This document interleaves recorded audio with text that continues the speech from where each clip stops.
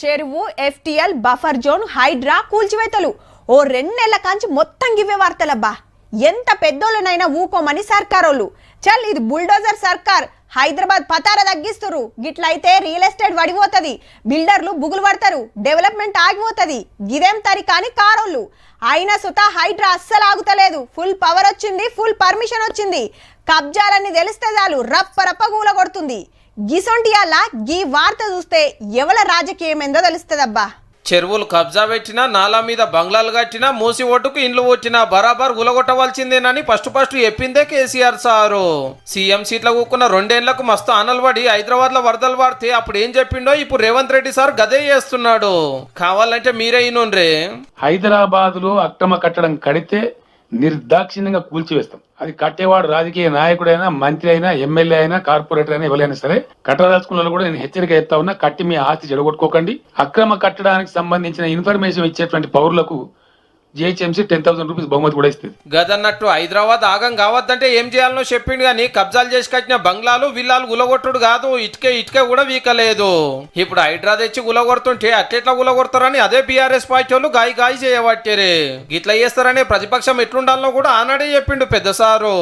ఈ అక్రమ కట్టడాలు కూల్చివేత కోసం 24 సర్కిల్లకు గాను 24 ఫ్లయింగ్ స్క్వాడ్స్ కూడా ఏమని చెప్పి ఆదేశించారు. మీరేమో హైడ్రామా ఇది కొడతా అది కొడతా.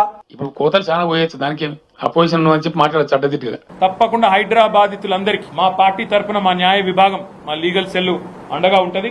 ప్రతిపక్షాలకు సిద్ధసిద్ధి ఉంటే ఈ అక్రమ కట్టడాల కూల్చివేతలప్పుడు మళ్ళీ ధర్నాలు చేయొద్దు. కూలగొట్టి నిర్దాక్షిణ్యంగా రోడ్ల మీద పడేస్తా ఉన్నారు. టాబ్లెట్ తో బీమారు టాబ్లెట్ తో బంద్ చేస్తాం, ముందు ఆయింట్మెంట్ తో ట్రై చేస్తాం. కాబట్టి టాబ్లెట్ ఇక లేదు తప్ప సర్జరీ అయినప్పుడు సర్జరీ చేయాల్సి వస్తుంది. యాడికెళ్ళో బతుకు తెరువు కోసం వచ్చినాడు 2 రేకులు వేసుకొని ఆడ బతికే ప్రయత్నం చేస్తాడు. కావాల్సుకొని హైదరాబాద్ నాగం చేయాలని చేస్తారు ఆ పని.